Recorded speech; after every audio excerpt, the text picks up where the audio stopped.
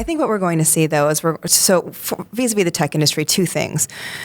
If it would not be a bad idea if you lead a large tech company to say, I'll give you this thing about workers in America that you can use for your for your own PR for the administration, and in the background negotiate something in return. Right. For starters. And the Horse other trading.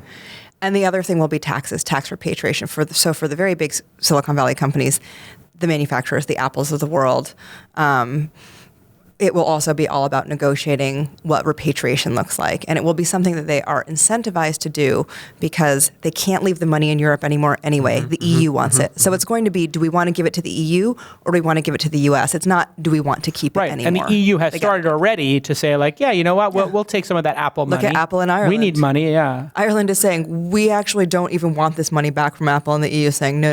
You have to take it. We're going to get, and so repatriation is something that Obama just couldn't get done for some reason. Well, things have changed. I mean, I think that Hillary Clinton probably could have gotten repatriation done too, only because of the dynamic that's changed in the EU. I mean, it's really powerful to say, well, you have to pay the tax money now anyway, so do you want to have the great PR of paying it back to the US, or do you want to just give it all the way to the EU? Right. What impact will that have on M&A and investment here? Because we're also talking about lower tax rates for companies and individuals, or especially affluent individuals. And this capital gains deployment, I was talking to a bunch of senior people, investors, VCs, whatnot recently, and they said you're going to be able to depreciate stuff like instantly. So if you had a banner quarter or year, you could build the Apple headquarters, and instead of depreciating it, take it against this year's gains. I guess that gives a little bit of optionality, and you're going to be able to bring back tens of billions of dollars in some cases. Is this going to create an M&A bonanza, or are they just going to buy back all their stock? Oh, I guess it depends on who you are. If you're Apple, and there's some people would argue that Apple is not as innovative a company as it was, and that its stock might not move higher because of its great product lineup. So yeah, why not buy back a bunch of stock? I mean, it will be positive for these companies no matter what. I think that even though Silicon Valley seems really opposed to Trump, there are ways in which the tech industry overall will do fabulously well.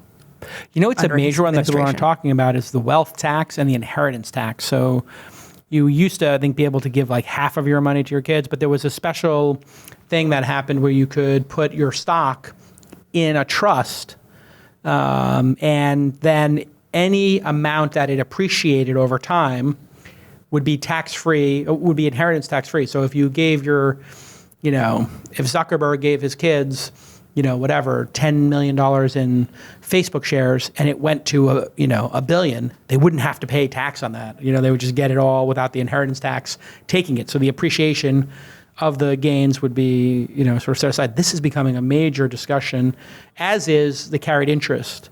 Yeah. I guess Silicon Valley doesn't feel as bad about things, or are they just scattered? So Katie may be very right. Just about big companies, though, because I think in the startup world it's very different. Anyway, go ahead. Yeah, and we don't know yet, but if it does turn out that the tech leaders here, not only in the big companies but in the startups, if they do feel like this is not a good administration, and they don't like these kinds of political leaders in charge, this is a great wake-up call for them to say, okay, I know that I want to make the world better. I should make my backyard better first and invest a lot more in this country to make sure that there's no perception that people are being left behind, like there was in some parts of the country. So I think hopefully there will be some of these lessons learned. And it's interesting. I don't know if you guys heard about this guy named Dex Torres Barton at Facebook. Barton, yeah.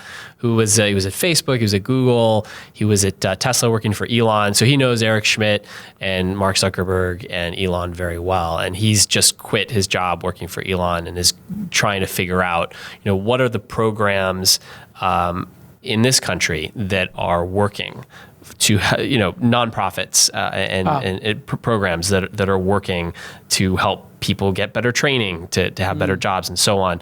And hopefully there are going to be more people like that who can unleash some of the money here that's been built up and the insane wealth that's been accrued, but not necessarily spread around the country. And so I'm looking forward to seeing what people like him learn.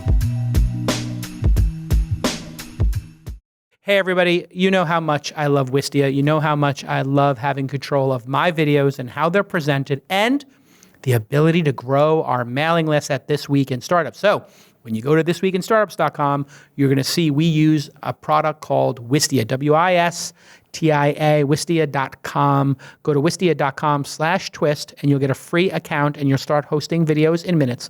Now, why is this so important? It's so important because you need to control, in a business setting or in your podcast setting, you want to control the experience when people watch your video. You don't want wacky annotations, all kinds of ads layered onto it, cruft, garbage. And you certainly don't want your competitors' videos coming up and suggestions all around it. You want to control your experience and have a beautiful, clean experience that allows you to do high-end marketing techniques like put videos behind a paywall or a password, and to get people to sign up with an email and give them that prompt, hey, want to get the next episode, come to the Launch Festival free, put your email in. Hey, want to get a white paper? They have over 330 people using Wistia now. When they started on This Week in Startups, just like 2 or 3 years ago, they only had 50,000. So this company is growing amazingly. I mean, I wish I could be an investor in it. They are crushing it. And you get great analytics, trends, viewership.